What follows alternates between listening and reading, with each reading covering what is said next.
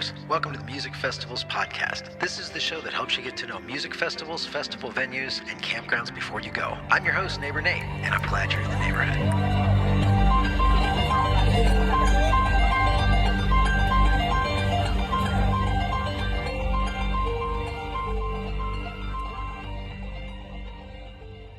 Welcome back, neighbors, to episode number 38 of the Music Festivals podcast. This is the show that helps you get to know music festivals, festival venues, and campgrounds before you go.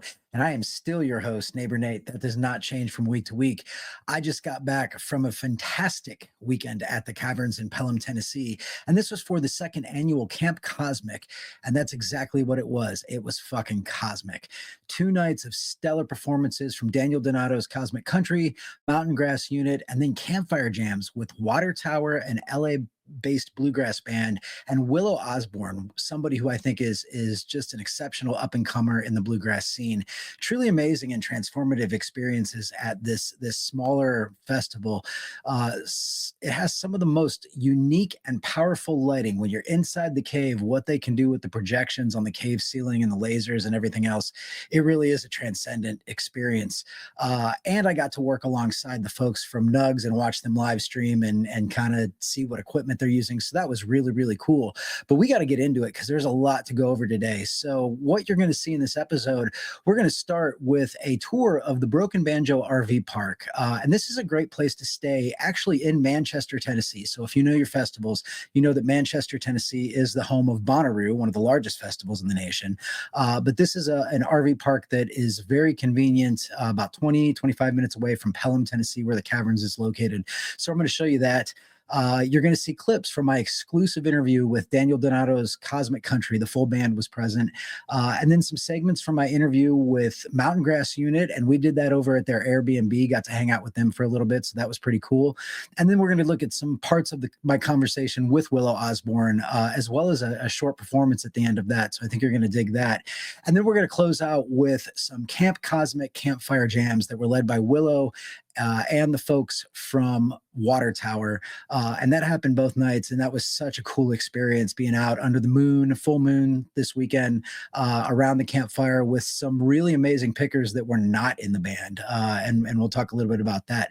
So without further ado, let's go ahead and get into it. Hey, yo, Neighbor Nate here, on my way to Camp Cosmic down at the Caverns in Pelham, Tennessee. And it dawned on me that every time that we come down to the Caverns, no matter whether it's Cave Fest or another show like this, we always end up staying either the night before or the night after at this little place called the Broken Banjo. It's a campground right off of Campground Road, but the prices are super reasonable. It's a nice campground, everything you need, all the amenities and whatnot. So whether you're bringing a trailer like this thing, that's my actual home trailer. I'm not actually doing outdoorsy this time. But if you bring your trailer, it's a great place to fill up your water, to make sure your tanks are good, and just have a night to plug in and make sure everything's working. And they have a nice camp store too, so you can, get any last minute items there. Or if you go right down the highway, there is all kinds of places to eat. There's a few different grocery stores down there. So pretty much a nice, convenient place to stop on your way to the Caverns when you're going to rock out in the cave. So I think maybe the only drawback to Broken Banjo, and there's, it's obviously convenient because you're right by the highway, but you're also right by the highway. So you'll kind of have to want to sleep with your windows closed. I don't even know if the audio is going to show up because it's kind of loud. A big truck just went by. But, as long as the noise doesn't bother you, I tend to fall asleep to the whooshing of cars in the background anyway. But that's something to be aware of. If you're looking for a quieter place to stay, there is a state park about 3 or 4 miles from here that I have not checked out yet, but that would be an alternative. But as for Broken Banjo, I think it's super convenient, super nice. We stay here every time. I'll probably keep doing that. So I might have been wrong. If you do want to stay in a little bit more quiet part, maybe request a spot towards the back of the park, because this is the very back of the park and there's a nice big field out here. You can still hear the highway a little bit, but they've got some running water and there's all kinds of other birds and everything. So it does drown out the highway noise. There's a nice little playground across the way, and they've got at least one dog park that is actually fenced in and looks like it's mulch. And then a big field if you want to run your dogs back here. There's a badminton court, there's a basketball court, there's a couple little pavilions, and then they have a couple unique places to stay, like in a teepee, or if you'd like to stay in a old wagon wheel, they've got those in the back. There seems to be some type of a yurt structure that looks for a little bit bigger parties, but all kinds of different little options that if you want to stay somewhere neat and you don't have a trailer, you can do that. And also their tent sites come complete with power hookup, right? So you can still plug in your cell phones and whatever else, your blow up motor for your air mattress in your tent. So yeah, not a bad place to stay in terms of convenience. Met the lady at the counter. Karen has been working here since 2013, which is quite a long time. Super friendly. Tennessee people are great. So yeah, if you are going to the Caverns, definitely check out the Broken Banjo. I think this is my third or fourth or maybe fifth time staying there, and it's always a great experience. One thing to note too, the whole campground, I was talking to a gentleman when I went back to dump. So with an RV, you have to dump your tanks after you've used them all weekend. And so I always stay there the night before, fill up, get everything ready. And then after I leave the Caverns, I go straight back there, dump, get everything closed up, and then tow the trailer all the way back to Ohio. I was talking to one of the gentlemen that worked there in maintenance, and he was mentioning to me that the entire campground actually gets bought out by the Bonnaroo Festival. So you won't be able to stay there if you are going to Bonnaroo, before Bonnaroo, or after Bonnaroo, because the whole campground is bought out by the festival, and that's part of their VIP packages. So just something to know there. So before we get into the next interview with Daniel Donato's Cosmic Country, I do want to say this about Daniel. I actually connected with Daniel on Instagram, and Daniel's big enough that he should have people, right? Like most of these artists have a PR person, have an agent that they're working with, a tour manager, and you end up going through them to book everything and whatnot. But I actually reached out to Daniel on Instagram the first time I met him, and he got right back to me, gave me his email. He's one of the most approachable artists that I've ever worked with since doing this podcast. So hat tip to Daniel. He's a super genuine dude, and happens to also be a hella musician, and so is the rest of his band. So let's check out this interview. Ladies and gentlemen, we are here at Camp Cosmic with the founders of Camp Cosmic. This is Daniel Donato's Cosmic Country. I want to let you guys go ahead and roll down the way, and maybe you to introduce yourselves to us. Hello, I'm Mustang McGee. Hi, my name is Sugar Leg. I am Bronco Clark. How you doing? Yeah. So this is Camp Cosmic, and this is the second year of Camp Cosmic. We're just approaching the end of day 2 here. Has it turned out as you hoped? Yeah, absolutely. Yeah. I'll just answer for myself, and then we could. Yeah, we'll play hot potato. Okay, definitely as I hoped, and more, definitely. There's a lot of faith that goes into something like this. Yeah. You know, asking people to come out to a cave, listen to music, and sleep out here. And it's not cheap to come out here either and see us, and it takes a lot of time and a lot of energy, and it's very reciprocal and beautiful transaction we've had. Yeah. That's awesome.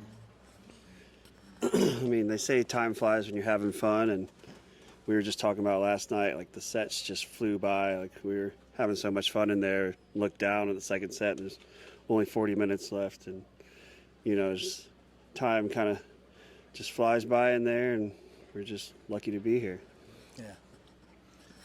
I think you really can feel the difference between the second time around and the first year at Camp Cosmic, and it's definitely fun just meeting people that we've met all over the country, playing shows everywhere, and just seeing them kind of all congregate here and hearing their stories. I talked to someone last night that drove 12 hours to be here just by themselves, and it's really awesome, man. What's different about it? Like, what feels different to you? It just feels bigger and better. Yeah. Yeah. It just feels like it keeps growing. It's awesome. Sugar Legs, what about you? What's your take on it? I'm just having, I can curse, right? Yes, you I'm can. having a fucking blast, dude. And I'm just having a good time. I'm meeting a lot of people.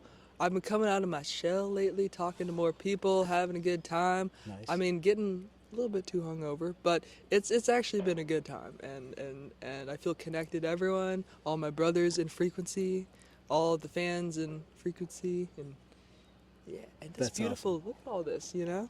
It is gorgeous out here. outside in a cave. Right. You know. Wait. Well said. Yeah, no. So last night's set was incredible. I think I was mentioning it to Mustang before the part when at the end when the lights just hit the cave and everything. And I don't think you guys can see it, but for the audience, like you could literally see everybody's eyes just widen and their face goes up. What does that feel like when you can feel suddenly the energy of the crowd just explodes and it's contained in this big stone room? Feels so true. Yeah.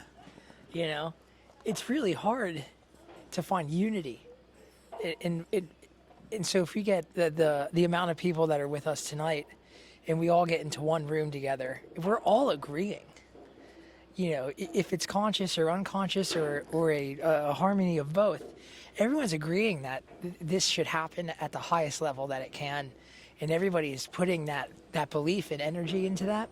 Yeah. Mind-wise, spiritually, physically, everyone's putting that in, and it really is something in between here and there Okay. when something like that's happening. It's really something else. And the lighting team and production team that we have working with us this year, a lot of them were already fans of Cosmic, so they know a lot of the songs, so they can lean into the dynamic and intention of what we're going for. It's very nice. Yeah, that's Yeah. cool. So that whole interview runs about 20, 25 minutes, and I don't have time to include the entire thing in this episode, but you can go to the YouTube channel and check that out. It's going to be on the Caverns playlist, which is actually the biggest playlist on there because that's where I've been the most. You'll find that and a lot of other videos, as well as all the rest of the video interviews from this Camp Cosmic. But next up was one of my favorite bands that has come out in the last year or 2 years, and that's Mountain Grass Unit. I actually had the chance to go over to MGU's Airbnb, which was about 20 minutes away from the Cavern, and not only get to interview them there, but hang out a little bit, and then also got to see them. They did a song for me, and I got to video that, so that was cool, and you'll see that on the channel as well. But check out what the guys from Mountain Grass Unit are up to. Hey, yo, neighbors, I'm Neighbor Nate, and we are here in somewhere Tennessee, not too far from Pelham, and I'm hanging out with Mountain Grass Unit at Camp Cosmic, or far from Camp Cosmic. Hi, guys. Thanks for having me out here. Hello. Yeah, we're going to have to pass mics around. Yeah. Hello. Right. So, this is going to be weird. We're doing this outside, so we got to use mics. But, yeah, this is cool, guys. So, we're at Camp Cosmic. And you guys played a killer show last night. Not your first time in the cave, but tell me about that. How do you think it went? It was a blast, man. It was a really good time. We had played the Caverns one time before 2 years ago. We opened for Pigeons Playing Ping Pong, and we had got there. We had never seen that venue before, and it kind of blew our minds when we walked in there. And then we kind of knew what to expect this time, but nevertheless, you know, still blown away, you know. And we just had a great time. That venue is really cool. It reverberates, you know, so it's like this really huge sound that's really fun to play in. I think that's why a lot of artists really like the venue, besides it just being a cave. You know? Yeah, I mean, it's amazing to see it. I was talking to Josiah a little bit before the show started, and that was one of the things I asked was like, how does it sound up there? But you guys have earpieces in, right? Yeah, So. we're kind of isolated from all the crowds and stuff, and so like we can't hear them. We have these mics where we can bring it in a little bit, but mostly we just kind of turn it down. Yeah, that's cool. That's cool. What about you guys? What did you think? I mean, I think what always kind of, if you've never been before, it's kind of crazy how big that cave is. I think we looked it up on the way here, and it's like a 6,000 cap venue, and like you go in there, and they got kind of these barn doors at the front of it, but I mean, it opens up, and it's unreal. It's definitely the coolest venue like I've ever been to. Oh, for sure.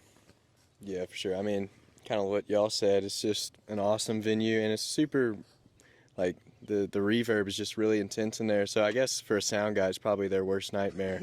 But for us, it's, like, amazing, because usually our instruments, like, especially me as a guitar player, it's sometimes kind of dry. Like, I don't have much sustain. And so that reverb kind of helps me out a little bit when playing. It's like cathedrals were like, they're built to try and mimic that sound, and so this is just naturally that sound, and so it's just really cool. Yeah, it's amazing. And then even seeing like I was standing in the back a little bit, and the projections up on the cave with the texture of the cave and everything. It really is kind of a magical moment. This is kind of maybe one of the first stops on this new tour. So before we get into that, let's talk about what you guys are doing now. So you two are Berkeley and just about to graduate from there. Tell me a little bit about how the semester's winding up for you. Yeah. So me and Luke are finishing our semesters at Berkeley and getting ready to hit the road. I just did a senior recital last Monday that had Luke in it and some bunch of other friends, and it was a great time out at Red Room Cafe 939. Yeah, it was a blast. And then Luke's got a capstone project that he's also working on for a final. Yeah. Yeah, so there's kind of two routes you can go with your final thing at Berkeley. It's like either like a performance or a project of some sort. And so I figured once I graduate, I'm going to be playing with these guys pretty much full time. And so this is kind of my only chance I get to, make something where it's just like a solo instrumental, which I mean, I could possibly bring the tunes in with y'all and play them as well. But I figured I'd just, cut them in the studio at Berkeley there and get video for it. So, just like a one-take thing and record just 3 solo instrumentals. I did one on octave mandolin, which is kind of interesting. Cool. And like when I play something on that, it's like I'm not really thinking about like theory or anything. I'm kind of just thinking about the sound and stuff. So that was fun to play on there. And so that should be coming out sometime soon. I don't really know. I'm not like super planned with it, but the project was to just record 3 songs. And so that was kind of my final thing there at Berkeley. But yeah, super excited to graduate and get back on the road. Yeah, congratulations to you guys too. Thank you. And then Sam, you're also graduating as well, University of Alabama. So how's your semester wrapping up? It's good. I'm finishing up in accounting with a concentration in professional accounting. So I'm taking things like governmental accounting and audit and corporate tax, which is about as fun as it sounds. But we're almost done with that. And so yeah, I'm getting through the final projects and that. They're not as fun as y'all's. But I also have been working the past 3 years there at Christ Church Episcopal as a youth minister. So I'm going to miss that, but, I'm ready for this next phase of hitting it full time, not having to go right back to school when we get off tour. That's always, because I start school earlier than they do, so I'd always literally we'd play our last show and I would go straight back to school, and it was not fun. It's like us on the other side. It's like we get out of school and we have like one day and then boom, we're on tour. Yeah. It's like the flip-flop. Yeah. Yeah. So that's going to be nice, having like time in between where we can actually like practice and prepare for something big like that. Yeah, because you're not even close proximity, so you kind of have to practice on your own. These two can jam together. Yeah, I was just saying earlier, I was like, thank God for Nugs, because we have these mixed sort of like professional, somewhat put together of like our sets that I can go back and kind of practice when we're not together. So that, like, for example, yesterday we didn't really get together, but 2 hours before we had to play and we had to sound check and we really didn't get to practice. So it was kind of like, It's been a month since we last played together. Yeah. Pretty much. So. Yeah. so being able to like prepare as much as you can before, but it's never the same without us just being in the room messing around and coming up with ideas. So excited to have more time to do that. Yeah, that's cool. I can imagine. Josiah, same for you. You're on the other end of the college and university thing as the teacher. So what's your semester wrapping up like? Yeah, it's been fun. I been teaching a full course load this semester, mostly private instruction, and actually like 3 of my students are here at the festival. Oh, cool. Actually 4 of them, and it's good to see them coming out. But it's kind of funny. We're getting to final performances. We always do a big showcase at the Down Home in Johnson City, kind of a legendary venue. But actually, one of the bands I'm teaching this semester is actually playing a gig today and can't be there to grade them, so I told them they had to video it and send it to me so I could watch it tomorrow and give them a grade. Nice. Nice. Yeah, I'm like, hey, sorry, I got to hit the road, y'all. So between like your students and like your kids in your church, like, do they think it's really cool that you guys are in like a touring bluegrass band? Oh man, or? they're always asking questions. Well, especially, I teach at a bluegrass program, so they're very locked into the scene, and so they know more about what's going on sometimes than I do. It seems like they got questions like, man, what happened? Did you meet this guy when you were at this festival? I'm like, I didn't even know they were there. So That's cool. So I've been working at that church for 3 years, like I said, and right before, it was like the week before we did that show where we opened for Tyler Childers, a bunch of them come up and they're like, "You're in a band?" No clue. I mean, a couple of them know that, like, have come to shows, and it's always fun when I see them there and everything. It's great, but it was just really funny. I was like, yeah, I am. Like, it's just two different worlds of, like, my school life, and then, like, this sort of life is kind of, it's different. But it was really funny, and a bunch of them came to that one, I think, to see Tyler Childers, but I was also there, so. That's interesting. Yeah. So yeah, you talk about, like, you guys are all kind of living these split lives now, and that's going to come to an end very, very soon. So we've got this, crazy tour that the last time we talked, you guys had like a couple dates and you weren't really releasing stuff. And then I think it was a couple weeks after that, it just came out, this huge list of dates that you guys have. So a few of them, and I'm trying to read this, Terminal West in Atlanta, Marty's in Chicago, Cervantes, there's a bunch of them coming up. How does that feel? Like you're finally going to be in one place at one time?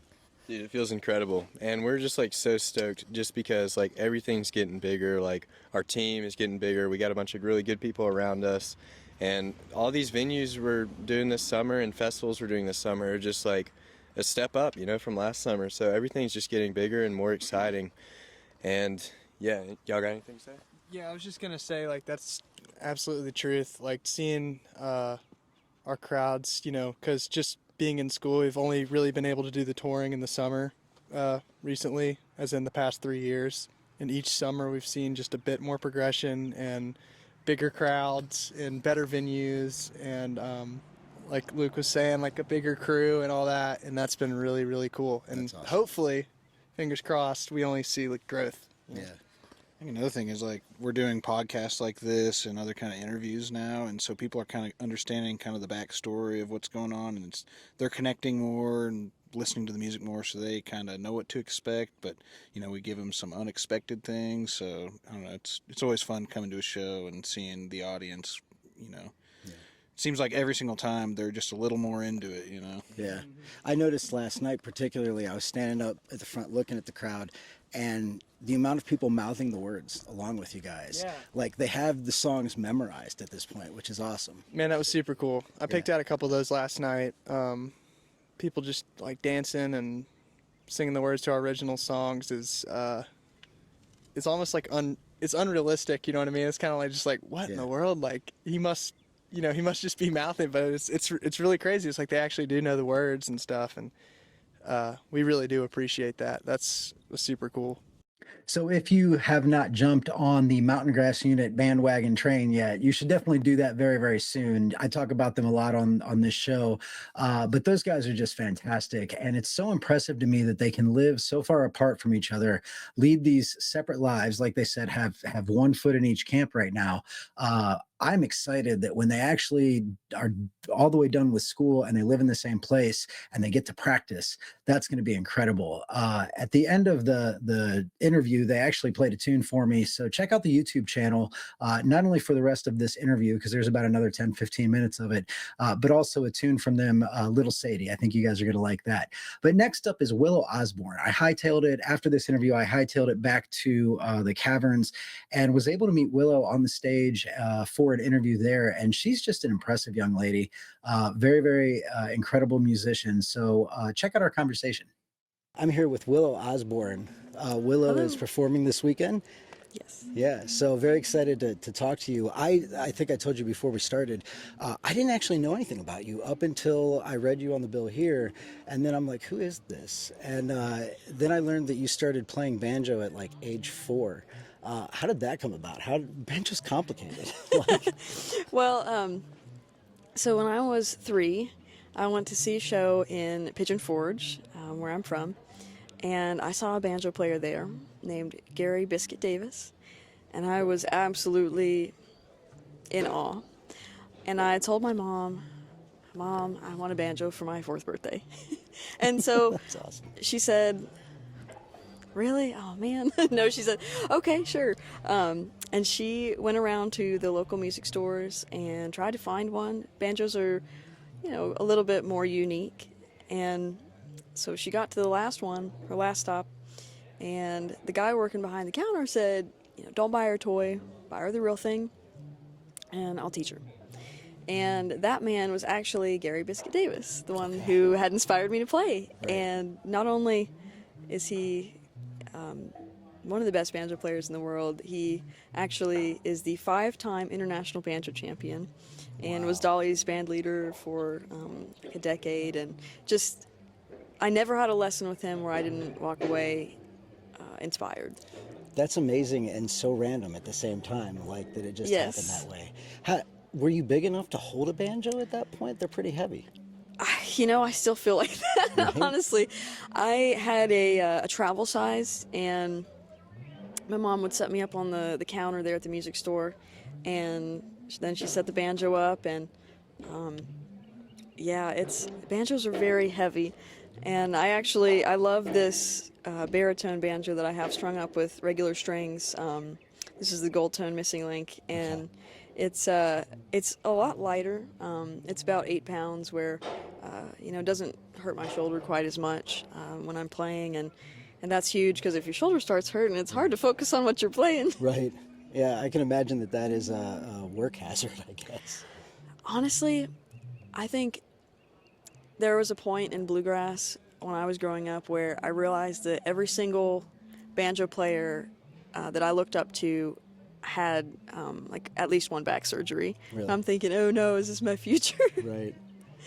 So you went to homeschool and you graduated early. You graduated at the age of 16, and I'm curious, was that a decision because of your music, or did it just work out that way? And how did that impact how you learned to play music? Well, I went to kindergarten, and then apparently the story goes that I cried every single day because I wanted to stay home and play banjo. So my mom said, okay, well, let's homeschool you, which was an amazing undertaking on her part, just to satisfy my need to play banjo. And so that really gave me the ability to, take these banjo lessons twice a week. And I started performing professionally when I was 8 years old.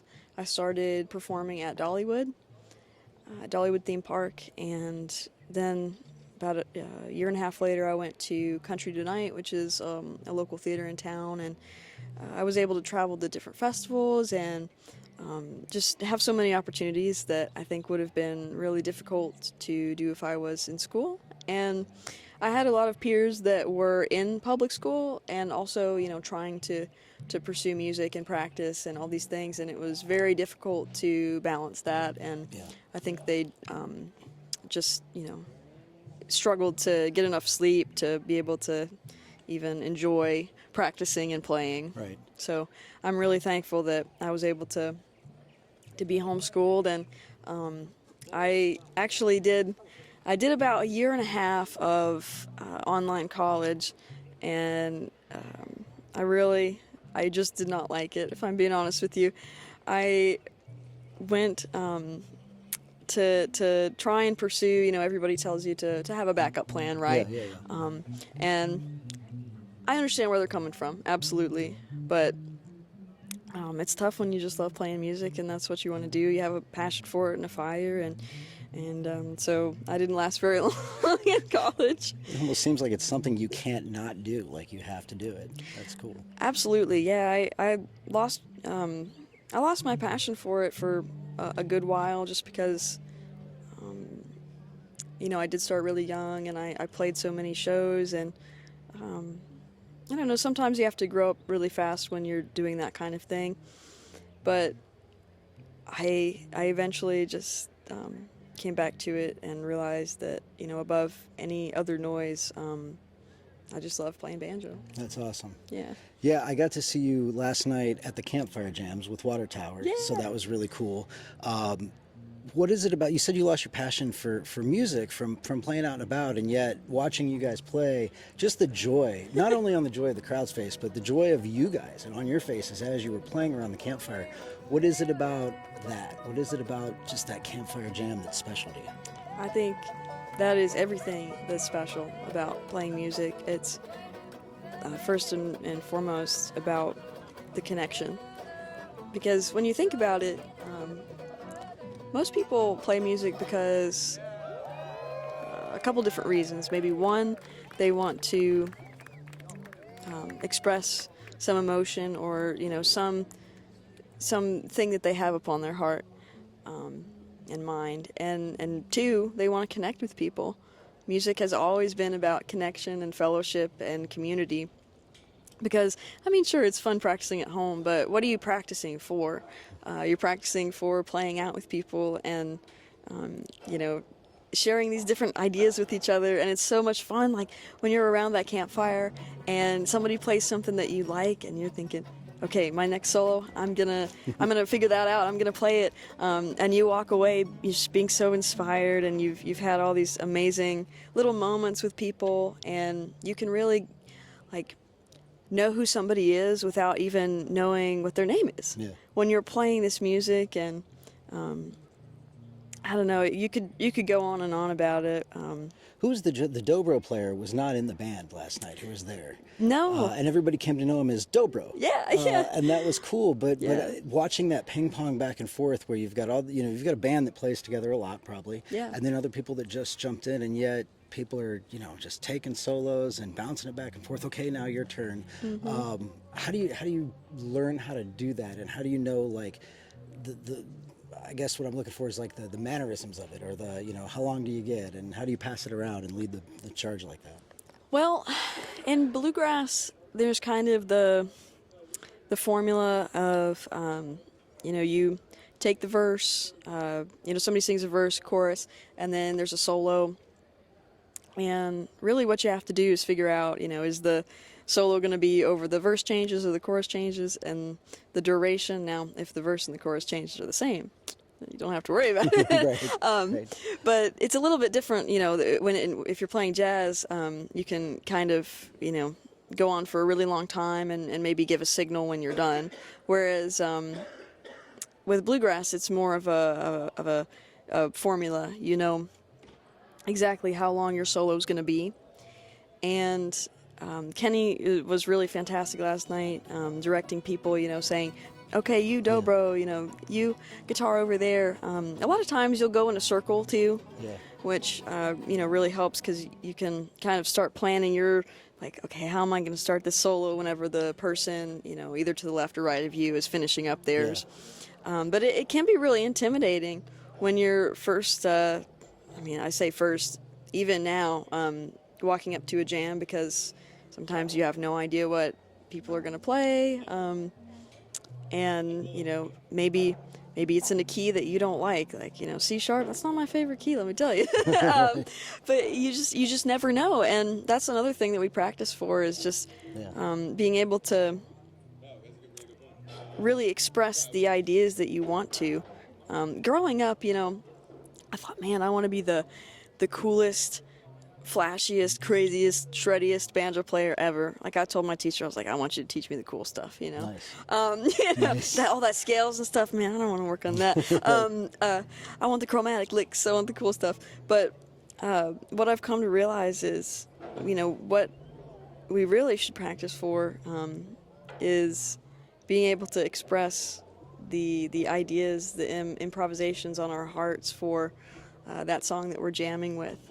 It shouldn't be like a nervous thing that we want to impress people, because that's not what jamming's about. It's about the fellowship and the community, and I think once you realize that, jams get a lot more fun. Yeah. What are you going to play for us? Well, I was thinking that I would maybe I could do a Gillian Welch tune called Winter's Come and Gone. That'd be great. If you want to sing in tune, if you want to pick in tune, I could do something like Dear Old Dixie or Foggy Mountain Special. Your choice. You pick. All right, I'll sing a little bit. Okay, cool. I'm going to get off screen and go ahead and work the camera. Cool. Ready whenever? Let's do it. All right.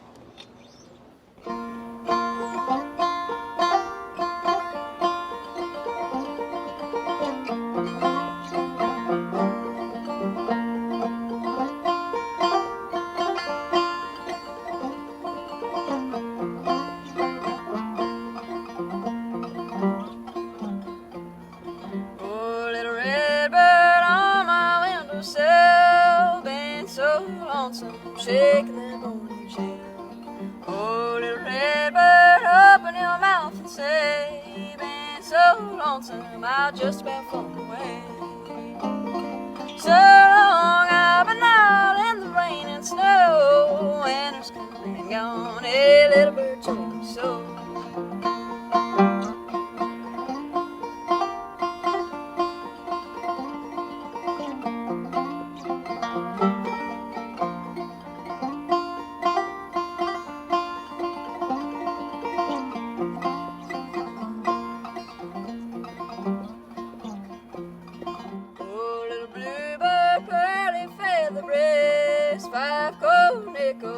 All that I got left. Oh, little bluebird, what am I gonna do? 5 cold nickels ain't gonna see me through. So long I've been out in the rain and snow, winter's come and gone, a little bird told me so.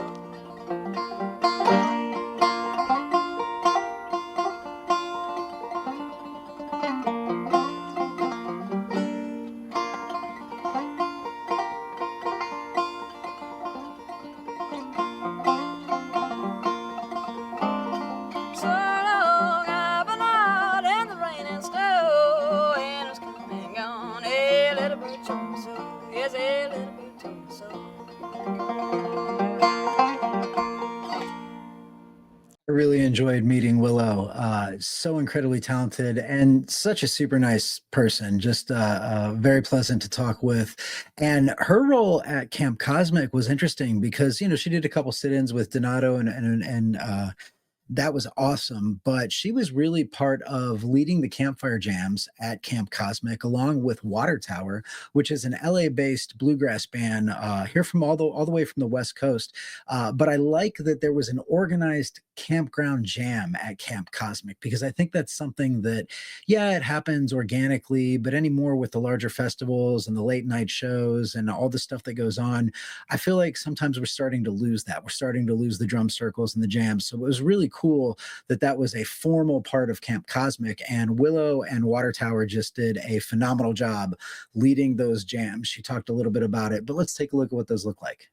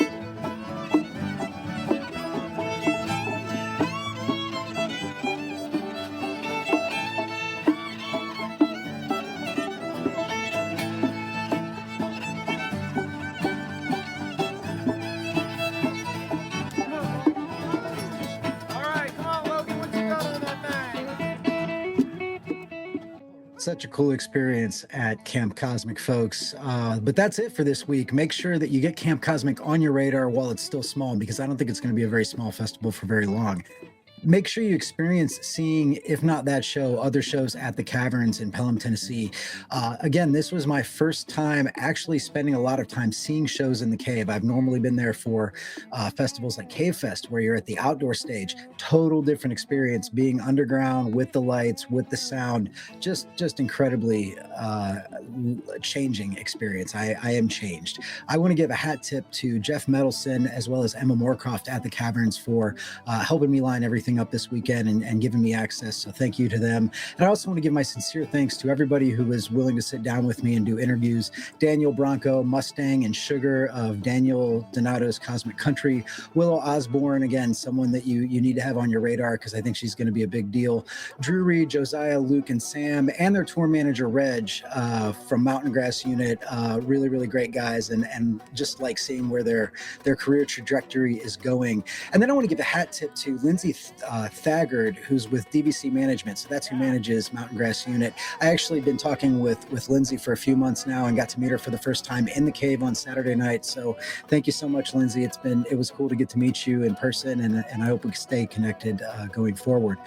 If you follow the show, you know that we do festival ticket drawings, and to get your chance to enter those free festival ticket drawings, head over to the website at musicfestivalspodcast.com and look up at the top for the tab that says Win Festival Tickets. We have packages available for Hookahville coming up June 5th through the 7th at Roost on the River in Newark, Ohio. There's also the Trifesta package, which is all of All Good Presents festivals. So Dark Star Jubilee, All Good Now, and 4848. That package is valued at over $1,500. So you're definitely going to want to enter to win that one. And then we have the Incarceration Music and Tattoo Festival, and that's happening July 18th through the 20th at the Ohio State Reformatory, and that's in Mansfield, Ohio. So it's a festival at a prison with tattoos. I mean, what's not to like about that? Coming in the next few weeks, we're actually going to have a package for the Pickin' On Picnic, which is July 11th through the 14th in St. Clair, Missouri at the Lost Hill Lake. And that's going to be one that I think is going to be very, very interesting. They are in their 10th year. And I'm actually going to be hosting an interview with the producer, Ryan Kemp, that's coming up on Friday, May 9th. So if you want to learn about that festival, make sure to tune in that Friday for that episode. When you do enter the drawings, you do get access to our discount codes in our newsletter, and that comes from partners like outdoorsy.com, Inikim Scooters, and the Inikim Quick 4, Melted Mind Designs, Cast Magic, CapCut, Opus Clip, and Hoem, and that's the folks that make those really cool gimbals that you can use at festivals to capture all these great moments that you're going to see. But thanks again for tuning in. Next Friday, we have Jeff Matson from Dark Star Orchestra here, and he's going to talk about the upcoming Dark Star Jubilee, which is happening at Legend Valley in Thornville, Ohio, and that's May 23rd through the 25th, and that is actually Memorial Day weekend. So if you don't have Memorial Day weekend plans, that's going to be a good way to spend that. And if you are listening to the audio podcast, make sure to go check out the YouTube channel for more videos that are not featured in the podcast in each Friday episode, as well as full set performances that are on that channel and some other interviews and just a lot of cool stuff. You can join the conversation with your neighbors in the comments, either there or on Facebook or on Instagram. But if you want to find me on Instagram, I am at NeighborNateFests, all one word. And if you are someone who listens to the show each week, please do me a favor and go ahead and rate it. Whatever rating you want to give it is fine, or just leave me a comment. But either way, I'd love to hear from you and get some feedback on how the show's going. But again, that is it. I appreciate all of you who tune in each week. Again, I am Neighbor Nate, your host. This is the Music Festivals podcast, and I hope to be your neighbor at a festival very, very soon.